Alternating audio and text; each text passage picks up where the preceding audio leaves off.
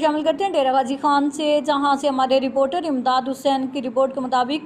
Deputy commissioner Zeeshan Javed سرکاری نرخ پر اشیاء خوردونوش کی دستیابی یقینی بنانے کے لیے خود فیلڈ میں متحرک ہو گئے۔ انہوں نے اسسٹنٹ کمشنر صدر نبیل احمد میمن کے ساتھ مارکیٹوں کا دورہ کیا، بلاک 7 میں دکانداروں سے ملاقات کی۔ ڈپٹی کمشنر ڈیرہ غازی خان ذیشان جاوید نے